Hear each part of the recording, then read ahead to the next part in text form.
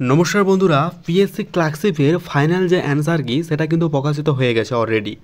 সেই final answer কি প্রকাশিত হওয়ার পর আমি একটা পোল ক্রিয়েট করেছিলাম যথামতো আমাদের ইউটিউব চ্যানেল, টেলিগ্রাম চ্যানেল প্রত্যেকের কাছ থেকে। তো সেখানে মোটামুটি আমি যেটা দেখলাম বা উপলব্ধি করলাম, প্রায় 3K থেকে 5K মানুষ কিন্তু ভোট দিয়েছে। সেই 3K থেকে 4K ভোট দেওয়ার পরিপ্রেক্ষিতে আমাদের এই বিশ্লেষণ, সেখানে ভোট দেওয়ার পর অনেকের যে মার্কস সেটা কিন্তু কারোর কিন্তু 70, 75 বা 85 এই নাম্বার কিন্তু যায়নি। যখন এক্সাম দিয়ে বেরিয়েছিলেন আমি ভিডিও আপলোড করেছিলাম, চাইলে আমি স্ক্রিনশট আমাদের টেলিগ্রাম চ্যানেল দিয়ে দেবো। এমনও আমি দেখেছি যে আমি তো 85টা করে এসেছি, যখন প্রথম আমি কাট অফ বিশ্লেষণ করেছিলাম যে আপনি ভুল বলছেন 85 কাট অফ যাবে, এমনও একজনকার কমেন্ট আমি পেয়েছি। চাইলে তোমরা যদি চাও আমি তার নামটা হাইড করে হয়তো স্ক্রিনশটটা আমি টেলিগ্রাম চ্যানেলে দেবো। কিন্তু বিষয়টা হলো, যারা বলছিলে যে না এবার কাট অফ হাই যাবে, মোটামুটি যারা বলছিলে 70, 75, ঠিক আছে এই কাট অফ যাবে, তারা কিন্তু আমি যখন পোল ক্রিয়েট করেছিলাম 70, 75 মার্কসের যারা ক্যান্ডিডেট, 75+ ক্যান্ডিডেট কিন্তু আমি একজনকেও ভোট দিতে দেখিনি। এই 3 থেকে 5 জনের মধ্যে একজনও কি 3 থেকে 5-এর মধ্যে একজনও কি 70, 75 নাম্বার করলো না, যা তখন বা যারা এক্সাম দিয়ে এসেছিলো তারা কি শুধু হাওয়াতেই ভুলে গিয়েছিল। তা আমি প্রথমেই বলেছিলাম যে তোমাদের এত কাট অফ মার্কস কখনোই যাবে না, কারণ 4টে শিফটের কোশ্চেন যারা অ্যানালাইসিস করেছে তারা হয়তো ব্যাপারটা রিয়েলাইজেশন করতে পারবে যে 4টে শিফটের যে কোশ্চেন পত্র, লেভেল পত্র, সেটা কিন্তু অত্যন্ত জটিল। শিফট যত বেড়েছে তত কিন্তু কোশ্চেনের যে লেভেল সেটাও কিন্তু বেড়েছে। ঠিক আছে, আমি আবারও বলছি, কারণ যেহেতু নর্মালাইজেশন নেই, স্বাভাবিকভাবে 4টা শিফটের মধ্যে প্রতিটি কোশ্চেনের স্ট্যান্ডার্ডিটি মাল পিএসসি কিন্তু বজায় করার চেষ্টা করেছে। প্রত্যেকটা শিফটের কোশ্চেন যদি আপনারা ভালো করে দেখেন তাহলে দেখবেন যে প্রত্যেকটা শিফটেই কোনো না কোনো একটা কোশ্চেন জটিল এসেছে। অ্যাজ ফর এক্সাম্পল, আমি যদি ফার্স্ট শিফটের কথা দেখি তখন দেখবেন ইংরেজিটা একটু তুলনামূলক জটিল এসেছে। সেকেন্ড শিফটের কথাও যদি বলি তাহলে ম্যাথটা কিন্তু একটু ক্যালকুলেটিভ টাইপে, বা ইংলিশটা হয়তো ভকেব পার্টটা একটু বেশি এসেছিলো। বা থার্ড শিফটে যদি আমি দেখি তাহলে সেটা হচ্ছে জিকে পার্টটা একটু বেশি কমপ্লিকেটেড হয়েছিল, তার সাথে যে স্ট্যাটিক জিকে পার্টটা সেটাও কিন্তু একটু বেশ এসেছিলো। আর 6 নাম্বার মানে 4 নাম্বার শিফটে সেটা ম্যাথ, ইংলিশ সবটাই কিন্তু মোটামুটি কমপ্লিকেটেড একটু এসেছিলো, মানে জটিল টাইপে। আপনারা কোন শিফটে এক্সাম দিয়েছিলেন সেটা কিন্তু কমেন্টে জানাবেন। আর অবশ্যই কে কোন ক্যাটাগরি থেকে বিলং করেন তার সাথে আপনার কত মার্কস হচ্ছেন সেটা কমেন্ট করে জানাবেন, তাহলে কি ব্যাপারটা পুরোপুরি অ্যানালাইসিস করতে সুবিধা হয়। এবার আসি, যারা বলছিলেন 70, 75, 80 কাট অফ যাবে, আমি তাদেরকে বলে রাখি এটা কোনোদিনই পসিবল নয়। হ্যাঁ, আবারও বলছি, কোনোদিনই পসিবল নয়। যদি ভ্যাকেন্সি কমেও যায় তাও কিন্তু এই 70, 75 কাট অফ যাওয়া কিন্তু কখনোই পসিবল নয়। আমি অ্যাপ্রক্সিমেট যদি 8,800 না ধরে BG7কেও ধরি, আপনারা ভাবতে পারছেন প্রায় 70,000 মানুষকে, মানে ক্যান্ডিডেটকে আমাদের মেন্সের জন্য কিন্তু ডাকা হবে।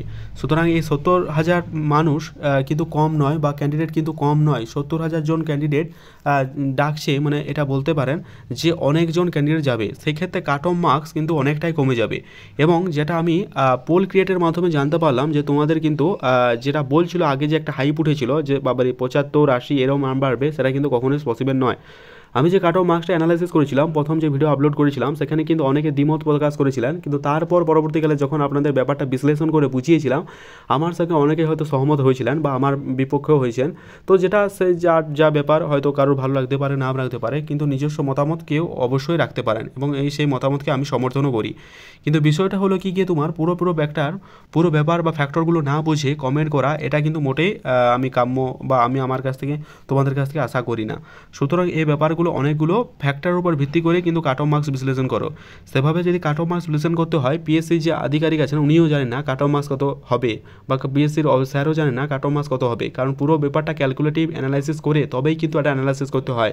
কাট অফ অ্যানালাইসিস করা এতটা সোজা নয়, অনেকগুলো প্যারামিটার বা ফ্যাক্টর উপর ডিপেন্ড করে, যেমন নাম্বার অফ কোশ্চেন কেমন ছিল, question number of candidate attend, সেখানে কোশ্চেনের লেভেল কীরকম ছিল, ঠিক আছে, কতজন পরীক্ষা দিতে যায়নি, অনেকগুলো ফ্যাক্টর কিন্তু এখানে কাজ করে। তো আফটার অল আপনারা জানতে চেয়েছিলেন যে কাট অফ কেমন যেতে পারে, আপনাদের এক নজর দেখিয়ে দিচ্ছি আরও একবার। ঠিক আছে, এর +-5 আমি যে কাট অফটা জানছি সেখান থেকে এক ফোঁটাও সরছি না, এর +-5 আপনারা ধরে চলুন, তাহলে কিন্তু আপনারা অবশ্যই মেন্সের প্রিপারেশন ভালো করে স্টার্ট করে দিন। কারণ দেখুন, পিএসসি ক্লার্কশিপ এক্সামটা এমন, এখানে যদি আপনি পিডিতে যদি ভালো করেছেন এমনটা নয়, কারণ এখানে কি, এখানে হচ্ছে আপনার পার্ট 1 + পার্ট 2 দুটো মিলেই কিন্তু আপনার ফাইনাল মার্কসটা তৈরি হবে। সুতরাং পার্ট 1-এ আমি এমনও ক্যান্ডিডেট দেখেছি যে পার্ট 1-এ ভালো মার্কস স্কোর করেছে, বাট পার্ট 2-এ সে ভালো কিন্তু পারফর্ম করতে পারেনি, যার কারণে যে ফাইনাল লিস্ট আছে সেখান থেকে কিন্তু সে আউট হয়ে গেছে। মানে বুঝতে পারছেন তার ব্যাপারটা কত প্যাথেটিক। আমি এমন দেখেছি যে পার্ট 1-এ সে 80 পেয়েছে, বা পার্ট 2-এ সে 32 পেয়ে গেছে, তো কত হচ্ছে দেখছেন। তো এখানে 112 হলে সে যদি ইউআর ক্যান্ডিডেট হয় তাহলে তো সে অবভিয়াসলি বাদ চলে যাবে। সুতরাং পার্ট 2টাকে অগ্রাহ্য না করে পার্ট 2টাকে অবশ্যই ভালোভাবে দেখুন। যাদের মনে হচ্ছে যে ওই রেঞ্জের মধ্যে মার্কস আসছে আর কি, কাট অফ মার্কসটা যেটা দেখিয়েছিলাম, আর যাদের মনে হচ্ছে না আমার ওই রেঞ্জের মধ্যে আসছে না, তারা অবশ্যই আবার নতুন ভ্যাকেন্সি আসছে পরের জন্য আবার ট্রাই করুন।